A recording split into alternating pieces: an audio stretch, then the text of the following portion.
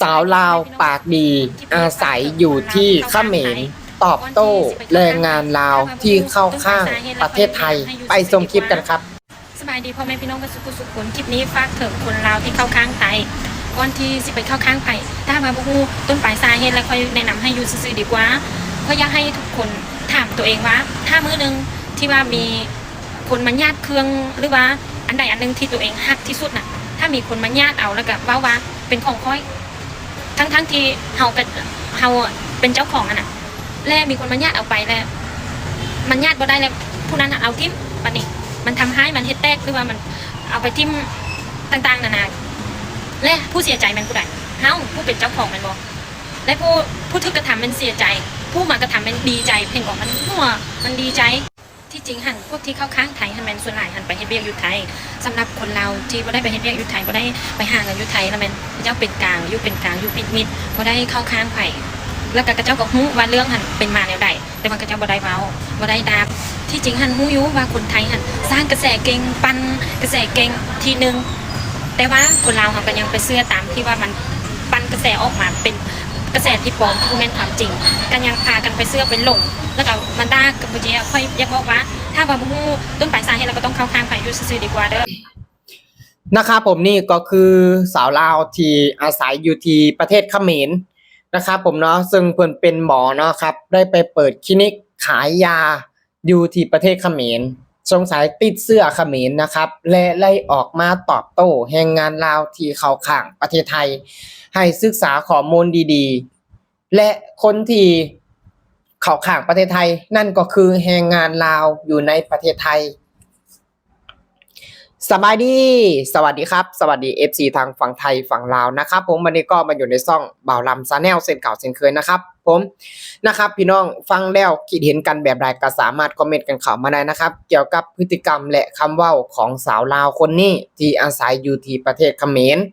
ซึ่งเพิ่นเป็นหมอและเปิดคลินิกขายยาอยู่ที่ประเทศเขมรเพิ่นเด้อเข้าข้างเขมรพี่น้องก็คือที่เพิ่นเว้าให้กับแรงงานลาวหั่นล่ะครับ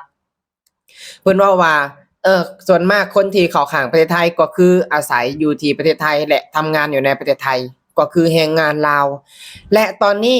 ก่อนที่จะเว้าให้กับคนอื่นนะควรที่จะพิจารณาตัวเองเบิ่งตัวเองก่อนที่ตัวเองเข้าข้างประเทศเขมรเด้ก็คือตัวเองอยู่ในประเทศเขมรแม่นบ่นั่นล่ะแรงงานลาวก็คือกันและแรงงานลาวเองก็ฮู้เบิดว่าเรื่องราวมันเกิดมาจังไดเพราะว่าแรงงานลาวนี่นะครับอยู่ที่ประเทศไทยและติดตามข่าวนี้มาโดยตลอดและแรงงานลาวก็ฮู้ก็คือที่อ่าตัวเองอยู่ที่ประเทศเขมรแม่นบ่ก็ต้องฮู้เรื่องฮู้ราวในประเทศเขมรแต่ว่าแรงงานลาวอยู่ในประเทศไทยก็ต้องฮู้เรื่องฮู้ราวในประเทศไทยว่าเรื่องราวมันเป็นมาจังไดก่อนที่จะเว้าให้กับคนอื่นควรที่จะส่องกระจกเบิ่งเงาตัวเองก่อนนะตัวเองก็บ่ต่างกันกับแรงงานลาวที่อาศัยอยู่ที่ประเทศไทยนี่ล่ะก่อนที่จะเว้าให้คนอื่นกรุณาส่องกระจกเบิ่งเงาตัวเองก่อนพิจารณาเบิ่งตัวเองก่อนนะว้าวแบบนี้มันก็คล้ายๆกับว่าดูถูกแรงงานลาวเป็นหยังอิหยังนะเพิ่นว่านะครับขอฝากถึงคนลาวเพิ่นว่าเนาะขอฝากถึงคนลาวและควรพิจารณาเพิ่นว่าถ้าวันหนึ่งมีคนมาขโมยของเฮาไปแล้วคนที่เสียใจเป็นคือเฮาเองเนาะก็คือคำว่าของเพิ่นเมื่อกี้นี้นะครับและก่อนที่จะเข้าข้างไผก็ควรที่จะพิจารณาเพิ่นว่าเบิ่งก่อนว่าเรื่องราวมันเป็นมาจังไดและส่วนมากคนที่เข้าข้างประเทศไทยก็คือเป็นแรงงานลาวที่มาอาศัยอยู่ในประเทศไทยมาหาเงินอยู่ในประเทศไทยแต่คนที่ว่าอยู่ในประเทศลาวก็คือจะเป็นกลางเพิ่นว่าเพิ่นเว้าให้กับแรงงานลาวพี่น้องอันนี้มันก็บ่ต่างกันหรอกตัวเองอยู่อาศัยอยู่ในเขมรแม่นบ่ก็ยังออกมาปกป้องเขมรหั่นเด้คือบ่เห็นว่าสิเป็นกลางซะคือบ่เห็นว่าสิอยู่เฉยๆซะเห็นบ่ล่ะคือว่าปากดีปากแจ๋วแท้ล่ะคือบ่อยู่เฉยๆคือบ่อยู่เป็นกลางซะนะปานนั้นก็ยังมาเว้าให้กับแรงงานลาวที่ว่าอยู่ในประเทศไทยเขาก็ต้องปกป้องเขาก็ต้องออกมาเข้าข้างประเทศไทยอยู่แล้วเพราะว่าหยังเพราะว่าเขาติดตามข่าวเขาฮู้เห็นเหตุการณ์เพราะว่าหยังเขาก็ติดตามข่าวทางนี้คือกันผู้ใดเป็นคนเปิดมาก่อนผู้ใดที่ว่าไปแย่งสิ่งของผู้ใดคือปราสาทตรงนั้นในสมัยก่อนมันก็เป็นของประเทศไทยอยู่แล้วบ่ว่าสิเป็นปราสาทตาควายปราสาทตากระไบปราสาทอีหยังนะอีหยังหลายๆอย่างที่ปราสาทที่ว่าทางประเทศไทยยึดคืนมาได้ในตอนนี้ล่ะ นะก็คือปราสาทตรงนั้นเมื่อก่อนมันเป็นปราสาทของประเทศไทยและพื้นดินตรงนั้นเมื่อก่อนมันเป็นของประเทศไทยเพราะว่าหยังเขมรอพยพเข้ามาเพราะว่าหนีสงครามอย่างนะหนีสงครามเขมรแดงเนาะตอนนั้นและบ่มีที่อยู่อาศัยมาเข้ามาในประเทศไทยทางประเทศไทยนะครับผมเนาะท่านนายหลวงนะครับร.9พระองค์ท่านก็มีจิตใจที่เมตตาได้ให้ทางเขมรเนี่ยอาศัยอยู่พักพิงชั่วคราวรอให้ทางสงครามสงบสุขก็ให้กลับคืนถิ่นฐานตัวเองแต่ว่าชาวเขมรบ่ยอมกลับไปปักหลักปักฐานอยู่ในตรงนั้นจนกลายเกิดเป็นหมู่บ้านเรื่องราวมันนะคือบ่าล่ำก็ไปฟังมาคือกันเนาะบ่าล่ำก็ไปฟังซ่องข่าวซ่องหนึ่งเนาะที่ว่าเพิ่นบ่าล่ำก็จำซ่องบ่ได้จะเป็นซ่องอีหยังนะครับที่เพิ่นเล่าประวัติศาสตร์เรื่องราวมันเป็นมาจากไหนบ่าล่ำก็ไปฟังต่ออีกทีนึงนะครับบ่าล่ำก็ติดตามข่าวนี้นะบ่าล่ำยอมรับว่าบ่าล่ำแบบใส่ใจกับเรื่องนี้นะครับเพราะว่าบ่าล่ำการที่บ่าล่ำออกมาเล่าออกมาเว้าบ่าล่ำก็ต้องมีข้อมูลนะบ่แม่นว่าสิเล่าไปสุ่ม4สุ่ม5จักเรื่องราวบ่ได้เก็บมาบ่แม่นนะครับบ่าล่ำก็ไปฟังมาคือกันเนาะไปฟังพ่อแม่พี่น้องชาวไทยนะครับเนาะคนที่แบบเพิ่นเล่าในเรื่องของประวัติศาสตร์คืออาจารย์ท่านหนึ่งเนาะซึ่งมีคนไปสัมภาษณ์นะครับเล่าเกี่ยวกับประวัติศาสตร์นี่แหละครับบ่าล่ำก็เลยเอามาเว้านะครับเพื่อที่จะให้ทุกคนเนี่ยเข้าใจไปนํกันเนาะคือบ่าล่ำก็เชื่อแหละพ่อแม่พี่น้องชาวไทยเพิ่นก็ต้องฮู้อยู่แล้วเนาะเรื่องประวัติศาสตร์แต่ว่าคนลาวบ่าล่ำเชื่อว่าคนลาวหลายคนก็บ่ฮู้แต่ก็อยากใส่ใจอยากฮู้เรื่องนี้ว่ามันเป็นมาจังไดนะครับที่ว่าได้เกิดการปะทะกันในครั้งนี้นะครับก็คือในเรื่องราวตั้งแต่สมัยแต่ก่อนนะครับตั้งแต่สมัยสงครามของเขมรแดงเนาะและ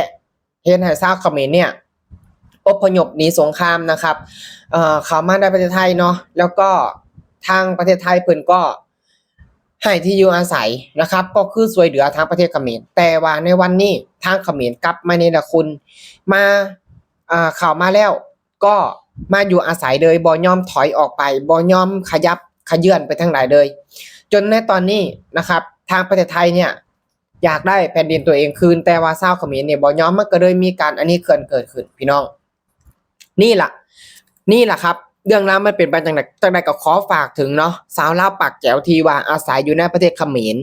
บ่ฮู้จักประวัติศาสตร์บ่ฮู้จักเรื่องราวมันเป็นมาจังได๋แต่ก็ออกมาเว้าออกมาตอบโต้นะครับคือเขาก็บ่พอใจคนลาวแน่แล้วเขาก็บ่พอใจคนไทยแน่นะครับสาวลาวบ่นำเสือด้วยแหละคนลาวส่วนมากที่ว่าอยู่ในประเทศเขมรน่ะเขาก็ต้องไปในทางเขมรอยู่แล้วนะครับเปรียบก็คือคนลาวอยู่ในประเทศไทยนะครับคนลาวอยู่ในประเทศไทยก็ไปทางข้างประเทศไทยอยู่แล้วก็ส่วนมากคนลาวอยู่ในประเทศลาว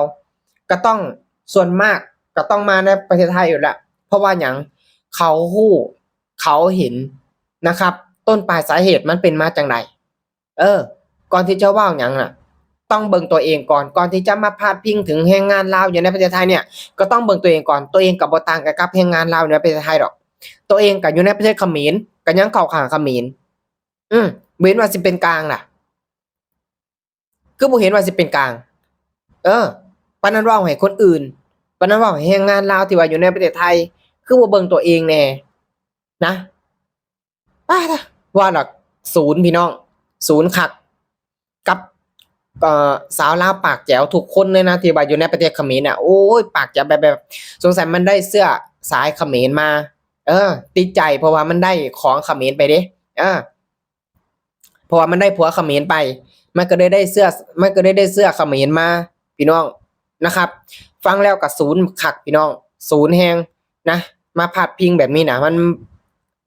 มันบ่งามหั่นล่ะพี่น้องนะครับเนาะพี่น้องฟังแล้วคิดเห็นกันแบบใดก็สามารถคอมเมนต์กันเข้ามาได้เด้อครับหรือว่าบ่รำได้เว้าอันใดผิดพลาดก็ต้องขอโทษขออภัยพ่อแม่พี่น้องชาวไทยนะครับผมเนาะสำหรับคลิปนี้นะครับบ่รำก็จะขอฝากไว้แค่นี้เด้อขอขอบคุณครับ